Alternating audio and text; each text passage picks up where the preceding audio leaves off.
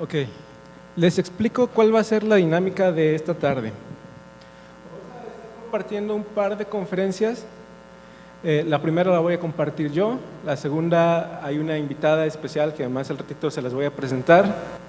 Para los que van llegando, mi nombre es Raúl Estrada, soy miembro de Ebenecer y bueno, sean bienvenidos todos, es un gusto recibirlos y ahora sí les explico. Durante las conferencias a lo mejor ustedes se queden con alguna duda o a lo mejor ya traigan algunas dudas que de por sí han estado teniendo. Al final de las conferencias nosotros vamos a tratar de contestarlas. También tenemos a otro invitado que también al ratito se los voy a presentar. Entonces, si durante las conferencias ustedes dicen, yo tengo una pregunta que me gustaría hacer respecto a la sexualidad,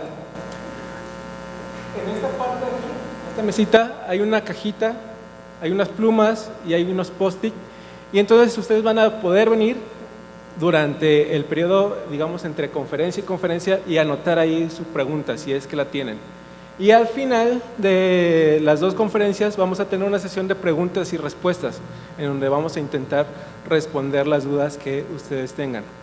Ahora, la idea de poder tener aquí una cajita, un papelito, es darles la libertad a ustedes de que no se cohíban o no se, digamos, no se sientan apenados en levantar la mano y decir, yo tengo esta pregunta, pero la verdad me da mucha pena hacerla. Entonces van a quedar en el anonimato sus preguntas, pero van a poder ser respondidas. Entonces pueden venir y contestarlas, ¿vale? La primera conferencia entonces tiene por título Sexualidad a bibliazos. Y como les decía en un inicio, a veces ese tema es un poco tabú todavía en las iglesias, todavía incluso dentro de las familias.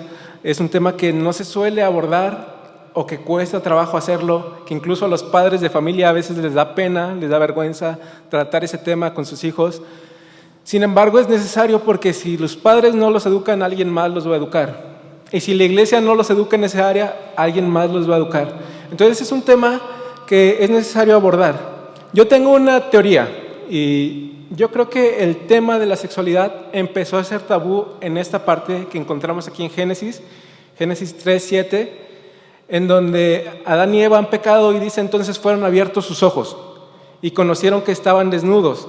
Entonces cosieron hojas de higuera y se hicieron delantares. ¿Se dan cuenta? Antes de pecar, ellos andaban desnudos sin ninguna clase de problema.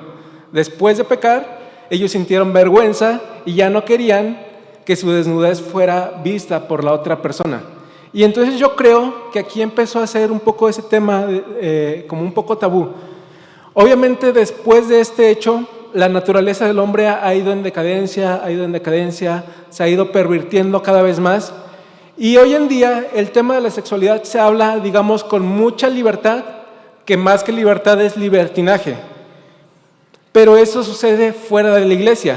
Y dentro de la iglesia, lamentablemente, no se habla como se debería. Entonces hay muchas voces hablando de la sexualidad, pero son muchas voces equivocadas.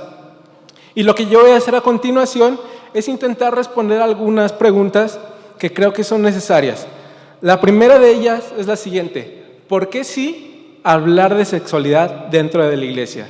Yo traigo 5 puntos en esta primera pregunta de por qué sí es necesario hablar de la sexualidad dentro de la iglesia y con los jóvenes e incluso pues a cierta edad ya empezar con las personas a hablar de esto, ¿no? El primer punto de por qué sí hablar de la sexualidad es el siguiente y el más importante: Dios es el creador de la sexualidad. Si Dios es el creador de la sexualidad, entonces nosotros podemos hablar de eso. Te voy a leer un par de citas en Génesis también y ahí nos vamos a dar cuenta cómo Dios es el creador de la sexualidad. Génesis 2:18 dice: y dijo Jehová Dios, no es bueno que el hombre esté solo, le haré ayuda idónea para él. Avanzamos al 21 y 25, bueno, del 21 al 25, y dice: entonces Jehová Dios hizo caer sueño profundo sobre Adán, y mientras éste dormía, tomó una de sus costillas y cerró la carne en su lugar. Y de la costilla que Jehová Dios tomó del hombre hizo una mujer y la trajo al hombre. Dijo entonces Adán: esto es ahora hueso de mis huesos y carne de mi carne. Esta será llamada varona, porque del varón fue tomada. Por tanto, dejará el hombre a su padre y a su madre y se unirá en una sola mujer, a su mujer, y serán una sola carne. Y estarán ambos desnudos. Adán y Eva, su mujer, no se avergonzaban. Esto es antes de la caída y ahí vemos que no se avergonzaban. Denme un segundito, por favor.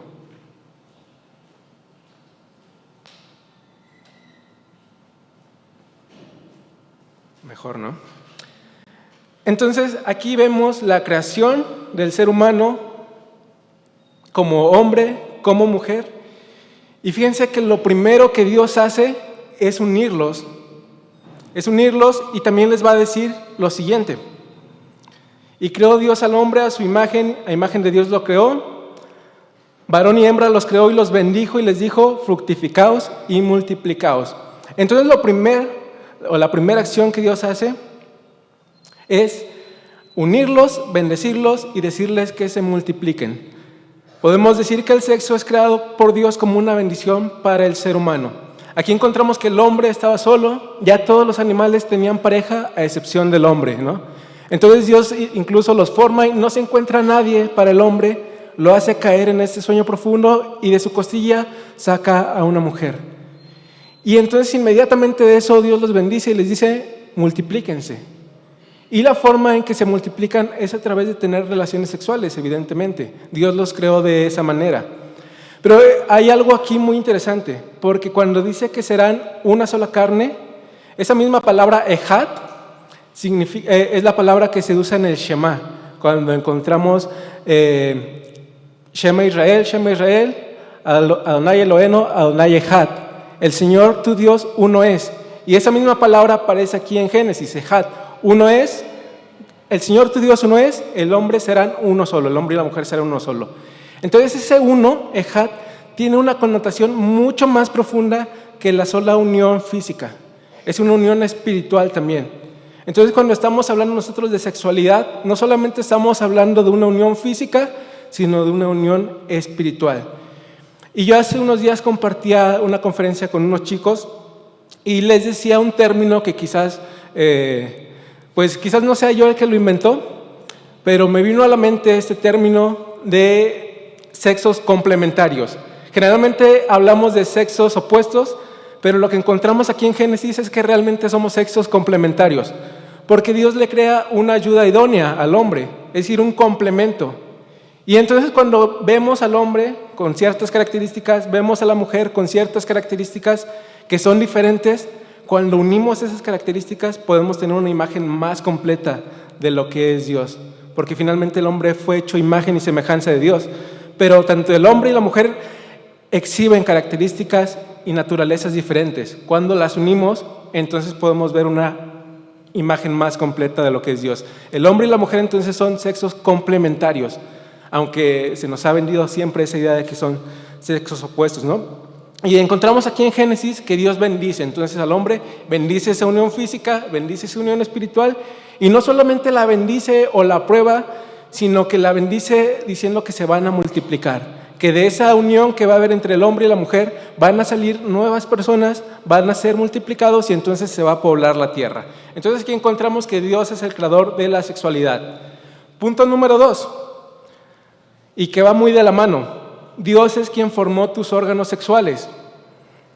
Fíjate lo que dice el Salmo 139, 18, porque tú formaste mis entrañas, tú me hiciste en el vientre de mi madre. Creo que es una cita muy popular, todos la conocemos. Pero piensa en esto, cuando Dios te estaba formando en el vientre de tu madre, estaba colocando también tus órganos sexuales. No estaba formando solamente tu oído, no estaba formando solamente tu lengua, tus hígados, tus órganos sexuales también estaban siendo formados ahí. Aunque aquí no lo dice abiertamente, implícitamente podemos decir que si Dios nos forma en el vientre de nuestra madre, cuando nosotros nacemos de acuerdo al diseño de Dios. Salimos ya del vientre de nuestra madre de acuerdo a cómo Dios nos formó. Y nuestros órganos, nuestros días no eran desconocidos para Dios. Dios ya sabía desde antes de tu nacimiento e incluso desde antes de tu concepción si tú serías un hombre o si tú serías una mujer. Tú ya existías, digamos que en la mente de Dios, Él ya te había pensado e incluso si tú has nacido de nuevo, dice la Biblia que Él te había elegido desde antes de la fundación del mundo. Y desde antes de la fundación del mundo, Dios ya había determinado tu sexualidad. Ya había determinado si tú ibas a ser hombre o si tú ibas a ser mujer. Dios es el quien formó tus órganos sexuales. Punto número 3.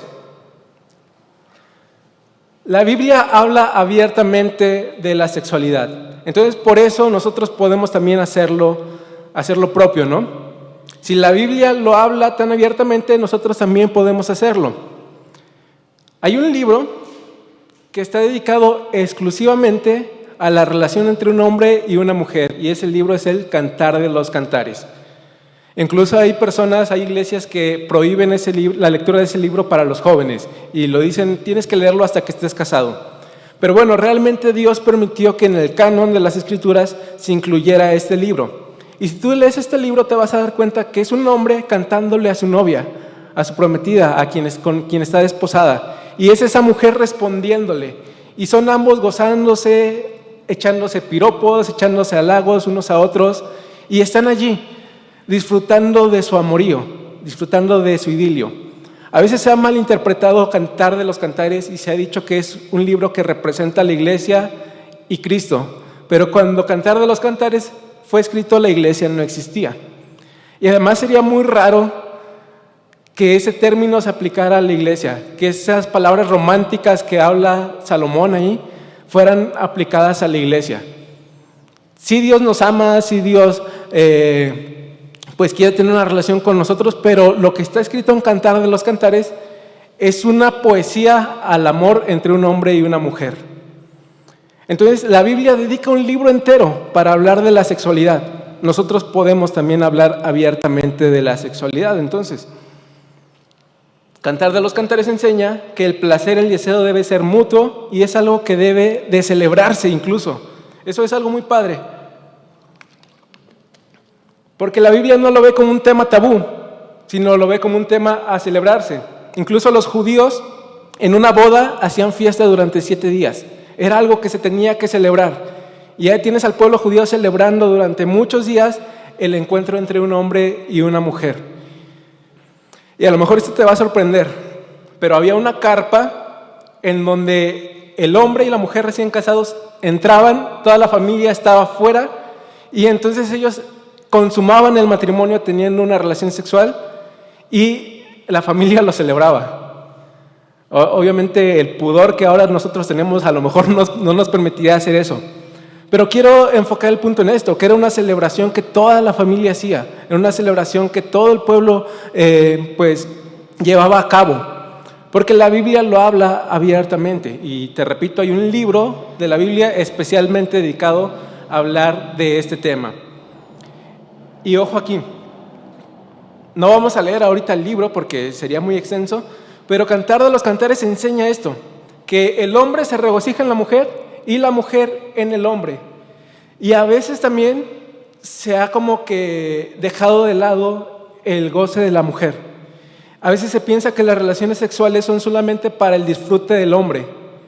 Y se ve mal que una mujer hable acerca de estos temas, ¿no? Y se ve mal que una mujer quiera disfrutar de su sexualidad. Pero en Cantar de los Cantares encontramos que ambos se gozan en su pareja, que ambos se regocijan en el amor que pueden tener en el sexo que dijimos, complementario. Los dos sexos pueden disfrutar de la sexualidad de acuerdo a lo que encontramos ahí en Cantares. Ahora, punto número 4 del por qué sí debemos hablar de la sexualidad. Y es porque Satanás no es el creador del sexo. Y a veces nosotros pensamos que esos temas son diabólicos, esos temas son del diablo. ¿Por qué tienes que estar hablando de esos temas si son del diablo, no? La realidad es que no son del diablo. El diablo no es el creador de la sexualidad, ya lo vimos en el punto 1 y en el punto 2. Satanás no es el creador de la sexualidad. De hecho, Satanás no es el creador de nada. Él lo que ha hecho es corromper. Cuando nosotros pensamos en una práctica sexual insana, incorrecta y pecaminosa, no estamos pensando en una creación de Satanás, sino en una corrupción de lo que Dios creó de manera perfecta. Dios es el creador de todo lo visible y de todo lo invisible. Y lo que encontramos nosotros en cualquier pecado es una desviación que Satanás ha hecho, una corrupción. y que empieza justamente en Génesis, cuando el hombre decide creerle al diablo en lugar de creerle a Dios. Y a partir de ahí se viene este degenero, y a partir de ahí se viene toda esta corrupción, pero el diablo no es creador de nada. Él lo único que ha hecho es corromper. Quiero leerte una cita de un libro que a mí me gusta mucho, que se llama Cartas del Diablo a su sobrino. No sé si lo han leído, y si no lo han leído se los recomiendo bastante. En Cartas del Diablo a su sobrino, C.S. Lewis, que es el mismo que escribe las Crónicas de Narnia, se imagina una correspondencia entre un demonio y su sobrino. Y él escribe la forma en que puede tentar al hombre. Pero en medio de eso, Lewis es muy hábil para darnos a nosotros, digamos, como salidas o opciones, o para hacer nosotros frente al pecado. Entonces es un libro que trata de la tentación que todo ser humano tiene, y C.S. Lewis se imagina esta historia, esta novela, para darnos a nosotros herramientas de cómo combatir al pecado. Entonces es algo muy padre. Y C.S. Lewis se imagina la siguiente conversación entre este demonio y su sobrino, y este demonio le dice: nunca olvides que cuando estamos tratando cualquier placer en su forma sana, normal y satisfactoria, estamos en cierto sentido en el terreno del enemigo. Aquí el enemigo es Dios, porque está hablando un demonio, ¿no? Ya sé que hemos conquistado muchas almas por medio del placer. De todas maneras, el placer es un invento suyo, no nuestro. Él creó los placeres. Todas nuestras investigaciones hasta ahora no nos han permitido producir ni uno. Todo lo que podemos hacer es incitar a los humanos a gozar los placeres que nuestro enemigo ha inventado, en momentos o en formas o en grados que él ha prohibido. Por eso tratamos siempre de alejarnos de la condición natural de un placer hacia lo que en él es menos natural, lo que menos huele a su hacedor y lo menos placentero. Entonces aquí Lewis, obviamente basándose en la Biblia, nos dice lo siguiente, ¿no? El enemigo, en este caso es Dios, pero para nosotros obviamente es Satanás, ¿verdad? Satanás no ha creado nada y lo único que ha hecho es corromper. Todos los placeres provienen de Dios. Tú piensas, por ejemplo, otro tema controversial, el vino. El vino los judíos lo utilizaban en todas sus fiestas y significaba gozo. Pero la Biblia dice que no debes de emborracharte. No te emborraches con vino en el cual hay disolución. La Biblia dice que todo aquel que es borracho no heredará el reino de los cielos. ¿Cómo conciliamos estas dos partes? Porque Dios da ese placer de disfrutar una buena copa de vino en una medida correcta, de acuerdo a lo que encontramos ahí, incluso en Eclesiastés. Eclesiastés habla mucho de esto y dice que el gozo del hombre es comer y beber en todos los días de su vanidad. Es algo correcto, pero llevado a un abuso es algo incorrecto, y ahí encontramos la perversión de Satanás. En el sexo pasa lo mismo. El sexo es algo creado por Dios, pero llevado a un uso incorrecto es una perversión de Satanás, y eso es lo que tenemos que evitar. Entonces es correcto celebrarlo, es correcto practicarlo, es correcto hablar de ello, pero tenemos que hacerlo de una forma en que Dios lo aprueba y no de una forma pervertida. Ahorita vamos a hablar más de eso. El punto número 5, que es con el que terminamos esta primera pregunta, es que evitar la educación sexual o prohibir su práctica es una doctrina demoníaca. Y a lo mejor esto puede sonar muy fuerte, pero así es. Te voy a leer lo que dice 1 Timoteo 4, del 1 al 5. Y él dice: pero el Espíritu dice claramente que en los postreros tiempos algunos apostatarán de la fe, escuchando a espíritus engañadores y a doctrinas de demonios, por hipocresía de mentirosos que, teniendo cauterizada la conciencia, prohibirán casarse y mandarán abstenerse de alimentos que Dios creó, para que con acción de gracias participen de ellos los creyentes y los que han conocido la verdad. Porque todo lo que Dios creó es bueno, y nada es de desecharse si se toma con acciones de gracias. Porque por la palabra de Dios y por la oración es santificado. Ahora déjame unir los puntos de por qué evitar hablar de la sexualidad es una doctrina demoníaca. Aquí claramente vemos que hay una apostasía, apostatarán de la fe porque escuchan doctrinas demoníacas. Y más adelante dice que lo que enseñan esas doctrinas demoníacas es la prohibición de un matrimonio. Hasta aquí vamos bien, ¿no? Ahora, ¿por qué prohibían casarse?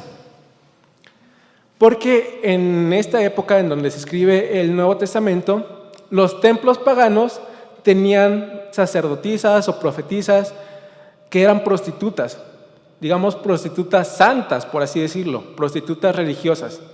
Entonces las personas iban y a manera de adoración a los dioses paganos se involucraban con prostitutas. Y esa era una forma de adorar a este dios pagano. Ahora, cuando llega el cristianismo, hay quienes dicen, no te tienes que casar, porque esa unión entre un hombre y una mujer está dedicada a un dios pagano. Eso es algo que celebran los gentiles, no tenemos que celebrarlo nosotros. Y entonces empezaron a prohibir casarse. También más o menos por esta época había una doctrina por ahí platónica en donde se decía que el alma era algo bueno, pero la materia era mala. Y el cuerpo para ellos era algo malo porque al final era materia. Entonces cualquier cosa que tú hicieras en la materia iba a ser algo malo. Y el sexo, al ser algo físico, ellos lo catalogaban como algo malo porque no era algo que saliera del alma o que lo practicaras con el espíritu. Aunque nosotros ya vimos que en realidad sí es un evento espiritual.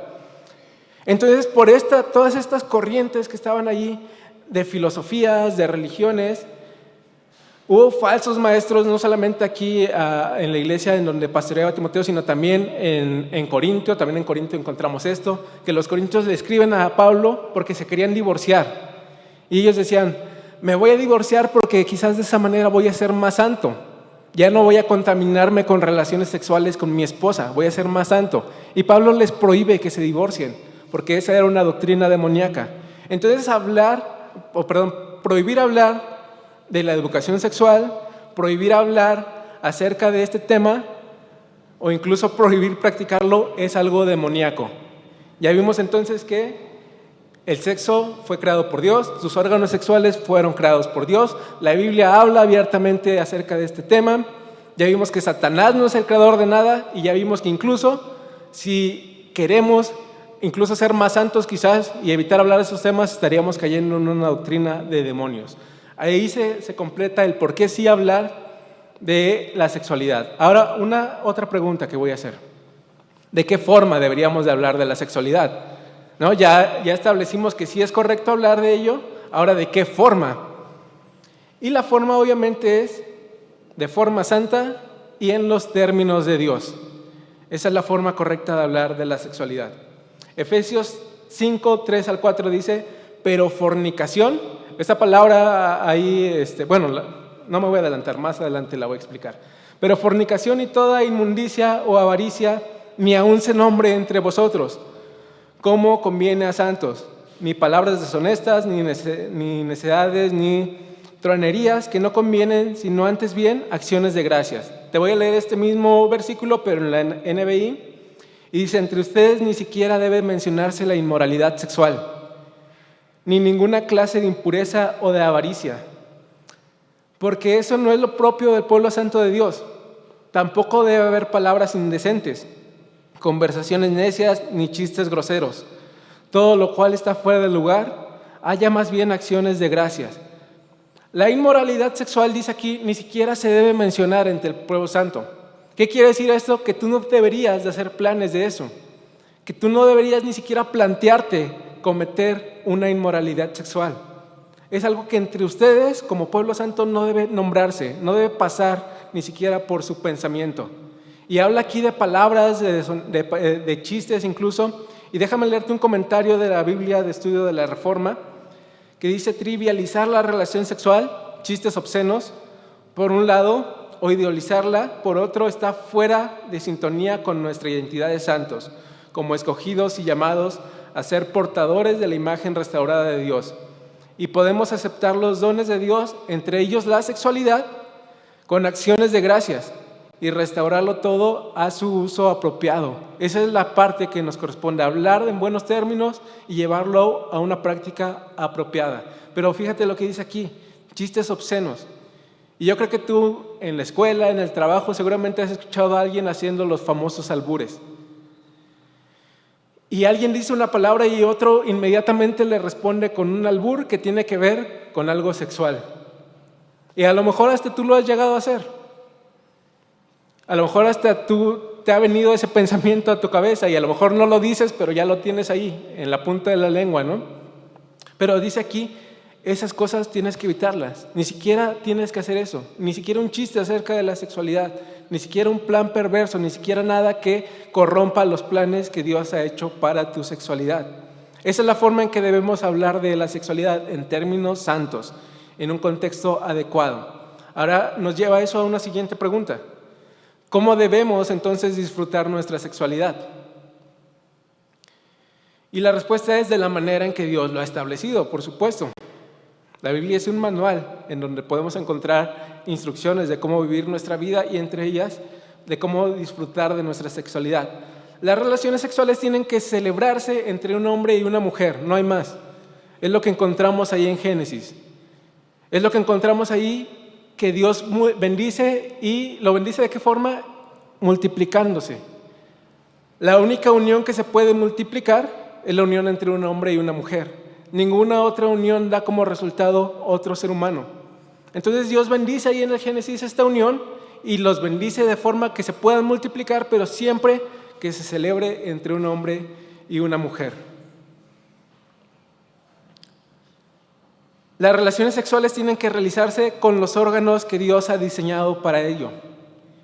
Ya vimos que Dios es el creador de todos los órganos, el creador que ahí en el vientre de nuestra madre ya nos conocía, pero ha diseñado cada órgano con una función en específico. Y ha creado tus órganos sexuales para celebrar ese acto, pero cualquier otro órgano lo has creado para otras cosas, ¿no? Para cualquier otra cosa, menos para eso. Entonces hay que celebrarlo entre un hombre y una mujer y hay que celebrarlo utilizando los órganos que Dios ha diseñado para eso. Y una tercera cosa.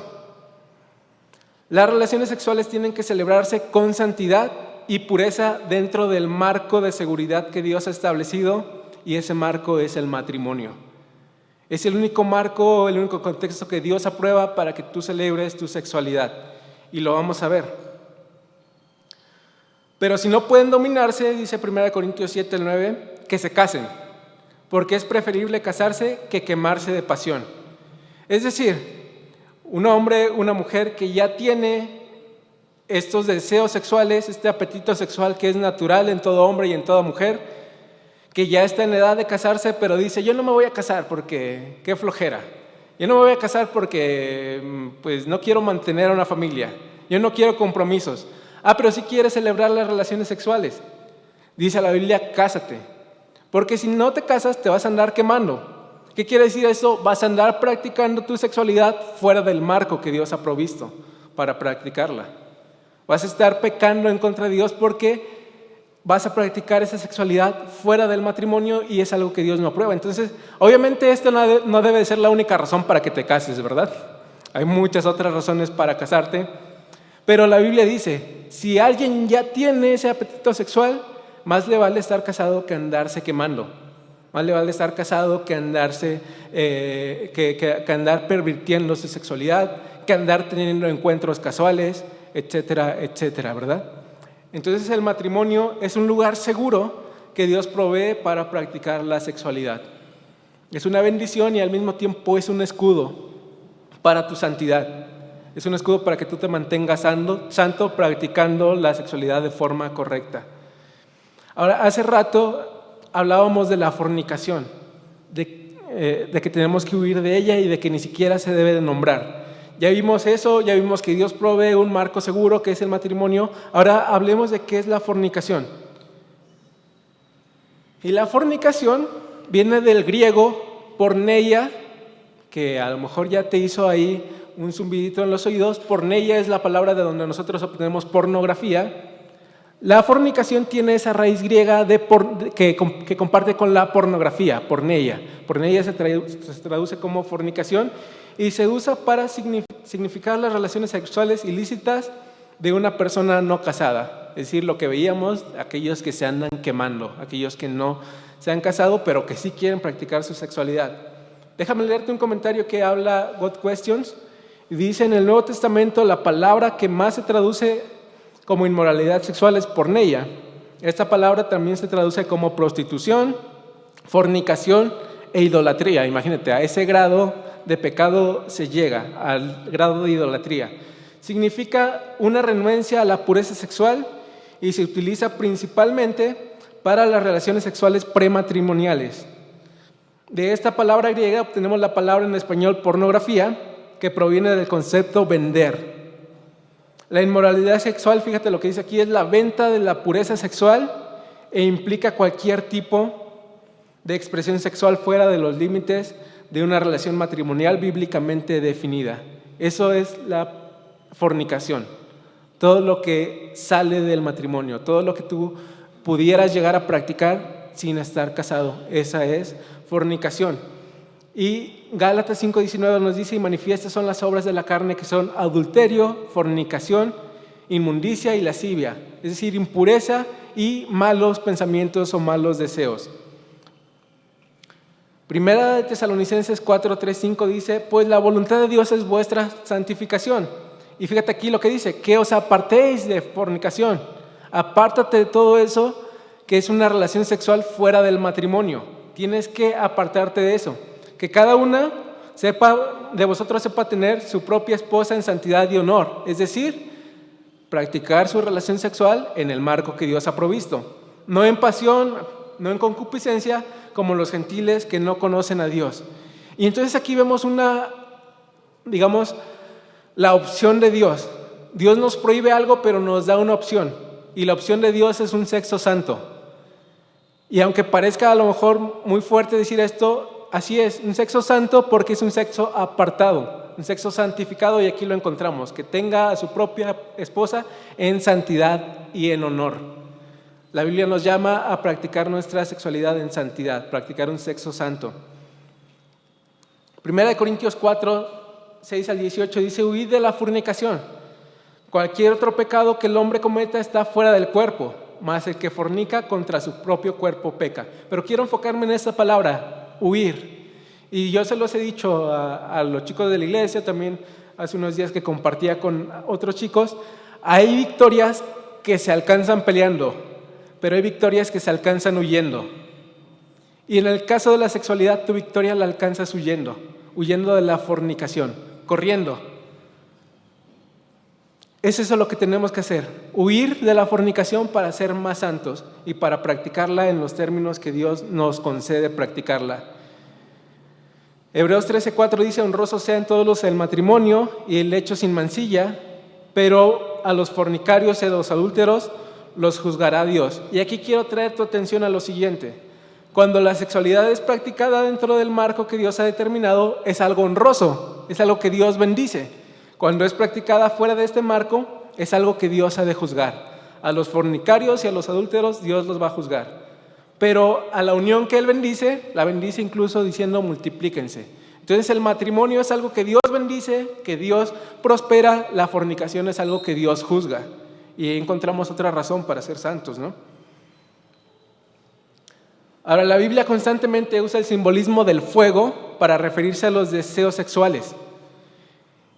Y es un fuego que encendido dentro del matrimonio conforta y cobija. Y es plenamente placentero. Pero que encendido fuera del matrimonio va a quemarte. Y entonces yo he puesto el siguiente ejemplo. Tú tienes una chimenea, enciendes un fuego y te conforta, te cobija. Pero sacas un leño y lo pones en tu sala y provocas un incendio. Porque ese leño tiene que estar dentro de un marco, que es la chimenea. Tu sexualidad debe estar dentro de un marco que es el matrimonio, porque si no vas a encenderlo y vas a causar una destrucción en tu vida.